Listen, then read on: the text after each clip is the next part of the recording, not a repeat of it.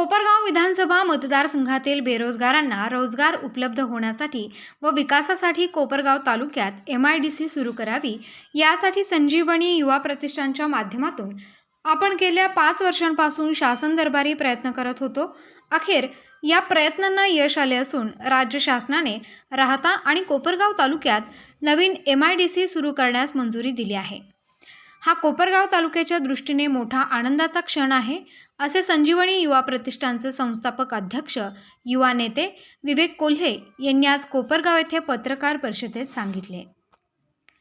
कोपरगाव तालुक्यातील सोनेवाडी येथे नवीन MIDC मंजूर केल्याबद्दल संजीवनी युवा प्रतिष्ठानच्या वतीने गुरुवारी 30 नोव्हेंबर रोजी कोपरगाव शहरातील छत्रपती शिवाजी महाराज स्मारकासमोर फटाके वाजवून व पेढे वाटून आनंदोत्सव साजरा करण्यात आला। तत्पूर्वी आयोजित पत्रकार परिषदेत विवेक कोल्हे यांनी MIDC मंजुरीसाठी संजीवनी युवा प्रतिष्ठानने केलेल्या प्रयत्नांची कागदपत्रांनिशी माहिती दिली।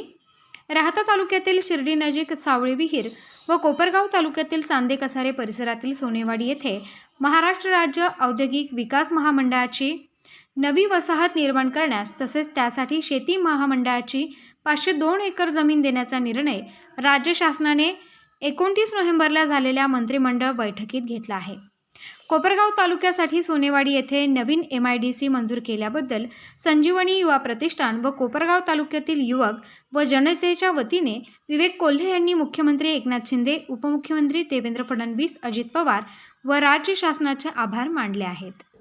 नमस्कार। सर्वप्रथम कोपरगाव आणि राहत्याच्या युवकांच्या दृष्टीने, तालुक्यांच्या दृष्टीने, व्यापाऱ्यांच्या दृष्टीने अतिशय आनंदाचा क्षण किंवा दिवस आज आहे।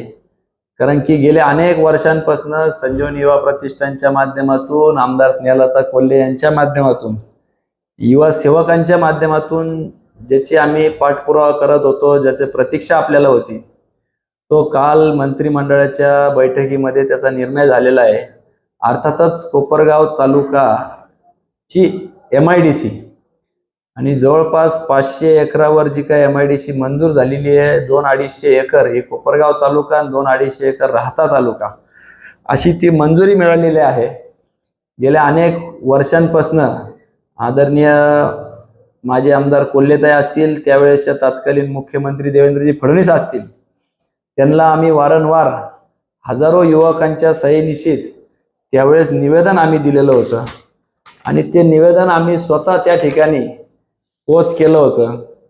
त्या पद्धतीच्या बातम्या देखील आपल्या वृत्तपत्रात सगळ्या त्यावेळेस झळकल्या होत्या आणि त्या अनुषंगाने आम्ही त्यांना विनंती केली होती की शेतकऱ्याची कुठल्याही 1 गुंठा जमीन न घेता शेती महामंडळाची वारी, संवत्सर या 2 ठिकाणी आणि सोनेवाडी या ठिकाणी जमीन आहे, एका ऑर्डरवर ती जागा MIDC कडे हस्तांतर होऊ शकते आणि मोठ्या स्वरूपाचं आपल्याला उद्योग व्यवसाय किंवा रोजगार या ठिकाणी उपलब्ध होऊ शकतो। परंतु पाण्याचा तुटवडा असल्यामुळे संवत्सर आणि वारीमध्ये ती काही शक्य झाली नाही। म्हणून आम्ही म्हटलं की तिथं तुम्ही IT पार्क अशा इंडस्ट्री, वॉटरलेस इंडस्ट्रीला त्या ठिकाणी प्राधान्य द्या आणि त्या अनुषंगाने आम्ही त्यांना वेळोवेळी पत्रव्यवहार केले। 2019ला आम्ही त्याच्यानंतर संबंधित खात्याच्या प्रमुखांना भेटलो। सुभाष देसाई त्यावेळेसचे मंत्री होते, आमचे सोनेवाडी आणि पोहेगाव आणि या भागातील युवकांना घेऊन आम्ही त्यांना निवेदन दिलं। त्याच नंतर त्यांनी सांगितलं की ती जागा शेती महामंडळे आम्हाला हस्तांतर करणं गरजेचं आहे। म्हणून आम्ही त्या पद्धतीचं पत्रव्यवहार आणि भेट त्यावेळेसचे तत्कालीन महसूल मंत्री चंद्रकांतदादा पाटलांची घेतली आणि त्यांनी आम्हाला सांगितलं की ती जागा महामंडळाची असल्यामुळे तिचा मोबदला आम्हाला मिळणं अपेक्षित आहे। उद्योग मंत्रालयाकडे जर आम्हाला हस्तांतर करायचं असेल तर आम्ही त्यावेळेस फायनान्स मिनिस्टर श्री सुधीर मुनगंटीवारजी यांच्याकडे देखील आम्ही गेलो होतो आणि त्यांना देखील विनंती केली की तुम्ही त्या जागेचा मोबदला देऊन ती जागा हस्तांतर करण्यास मदत करा। परंतु ती सगळी प्रक्रिया चालू होत असताना निवडणुका लागल्या आणि दुर्दैवाने या ठिकाणी अल्पशा मताने कोल्हेताईंचा पराभव झाला, नवीन नेतृत्व आलं।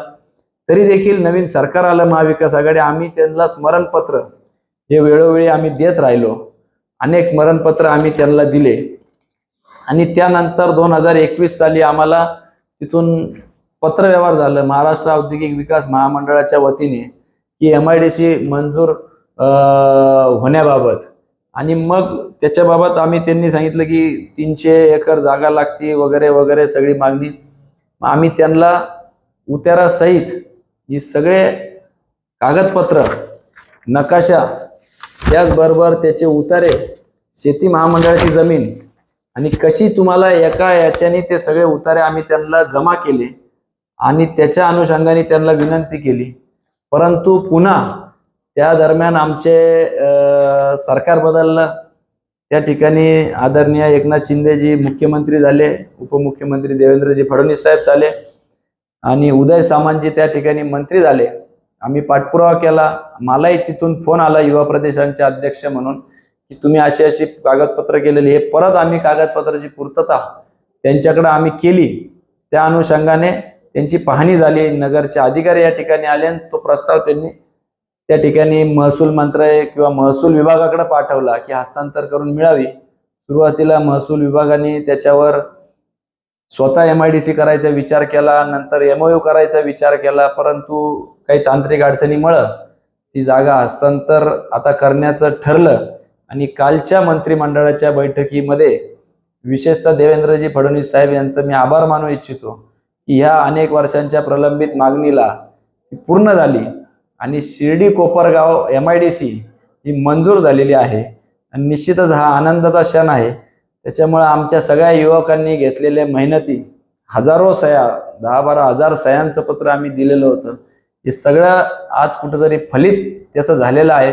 आणि निश्चितपणाने व्यापारी, अर्थव्यवस्था, युवकांच्या दृष्टीने हा हे मोठी पर्व आपल्या या दोन्ही तालुक्याच्या दृष्टीने आहे. आणि आम्हाला त्याच्यामध्ये त्या ठिकाणी मेहनत घेता आली याचा आम्हाला निश्चितपणाने आनंद आहे. त्याच पद्धतीने आम्ही संवत्सरचे देखील सगळ्या त्या ठिकाणी उतारे शेती महामंडळ जागेच्या सहित आम्ही दिलेले आहे. आणि तिथं वॉटरलेस इंडस्ट्री किंवा IT पार्क सारखी इंडस्ट्री येता येऊ शकते. कारण मागील सरकारमध्ये Shirdi Kopargaon Yeola SKY sky corridor म्हणून आम्ही सरकारला म्हटलं होतं इथं घोषित करा. आणि TTT म्हणजे शिर्डीला टुरिझम, येवल्याला टेक्स्टाईल आणि इथं टेक्नॉलॉजी किंवा टेक्निकल जे काय आपल्याकडे इंजिनिअरिंग कॉलेजेस आहे, इतर शैक्षणिक संस्था आहे, त्या अनुषंगाने हे डेव्हलप करा. आणि संवत्सरचं देखील फाईल अंतिम टप्प्यात मंत्रालयात आहे, तिला देखील चालना मिळावी अशी मी या निमित्ताने विनंती करतो. आणि येत्या कालखंडामध्ये निश्चितपणाने कोपरगाव हे महत्त्वाचं औद्योगिक केंद्र या राज्याचं झाल्याशिवाय राहणार नाही अशी आम्हाला खात्री आहे. त्यातल्या त्या स्थानिक व्यावसायिकांना आणि स्थानिक युवकांना नोकरीत प्राधान्य द्यावं ही देखील आमची कळकळीची शासनाला या निमित्ताने विनंती राहील. धन्यवाद. नाही, अर्थात नेते म्हटले का ते म्हणणं मांडतीलच, परंतु ही वस्तुस्थिती आम्ही मांडली की सगळे कागदपत्र, आमच्याशी झालेला पत्रव्यवहार, आम्ही घेतलेल्या भेटी, त्याच्यात 502 एकरापैकी जवळपास 250 एकर ही आपल्या तालुक्यातली आहे. त्याच्यामुळे कोणी श्रेय घेऊ नये, हे श्रेय राज्य सरकारचं आहे. याच्यामध्ये मी जेवढ्यांचे नावं घेतले तेव्हा सगळ्यांनी मेहनत घेतलेली आहे. मी सगळ्यांचे आभार या निमित्ताने मानू इच्छितो. आणि अगदी मागील सरकारचे मंत्री असतील किंवा ह्या सरकारचे मंत्री असतील, आमचा पाठपुरावा युवक म्हणून अराजकीय व्यासपीठाच्या माध्यमातून चालू होता. पण निश्चितपणाने विशेष आभार मी देवेंद्रजींचे मानू इच्छितो, कारण त्यांच्या चालनेमुळं या कालच्या मंत्रिमंडळामध्ये त्याला परवानगी मिळालेली आहे. ते असतील किंवा CMO असतील, या दोन्हींच्या ऑफिशियल पेजवर राहता कोपरगाव MIDC असं म्हटलेलं आहे. म्हणून याच्यात काही कोणी गैरसमज करून घेऊ नये. दोन्ही तालुक्याच्या युवकांना याचा फायदा होणार आहे. आणि आम्ही हरीचा वाटा या सगळ्या लढाईमध्ये उचलू शकलो याचा आम्हाला सार्थ अभिमान आहे. या निमित्ताने ज्या युवकांनी घरोघरी जाऊन सह्या घेतल्या युवकांच्या, त्यांचे मी विशेष आभार मानू इच्छितो. शिर्डी MIDC संबोधलं जाते, काय मागणी? नाही, मुळात ती जागा सोनेवाडीमध्ये आहे. तिथं सोनेवाडीचे आपल्या विचारांचे सरपंच आहे, त्याचा सजा चांदेकासारा आहे. मध्यंतरी महसूल विभागाकडून तोंडी सूचना आल्या होत्या की ते तोडून तुम्ही सावळीवेरला जोडून घ्या, परंतु तसं न होऊ देता त्या ग्रामस्थांनी सांगितलं आम्हाला चांदेकासाऱ्याकडेच राहायचं आहे. निम्मी जमीन ही कोपरगाव तालुक्यात येते, निम्मी जणी ही राहत्या तालुक्यात येते. निश्चितपणाने शिर्डी कोपरगाव MIDC त्याला संबोधितलं पाहिजे, कारण की हा दोन्ही तालुक्याच्या किंवा बेरोजगार युवकांचा प्रश्न आहे. हा राजकारणा पलीकडचा प्रश्न आहे. त्याच्यात कोणी विनाकारण राजकारण आणू नये, एवढीच माझी या निमित्ताने विनंती राहील. सुवर्ण संधी अहमदनगर जिल्ह्यातील अग्रगण्य पतसंस्था पोहेगाव नागरी पतसंस्था कोपरगाव आपल्या सर्वांसाठी घेऊन येत आहे फक्त 9 मिनिटात 90% सोने तारण कर्ज. चला तर मग संधीचा सोनं करूया. या सुवर्ण संधीचा लाभ घेण्यासाठी आत्ताच संपर्क करा. पोहेगाव नागरी पतसंस्था कोपरगाव. आमचा पत्ता गोदाम गल्ली भाजी मार्केट कोपरगाव जिल्हा अहमदनगर. संपर्क क्रमांक 02423 226923.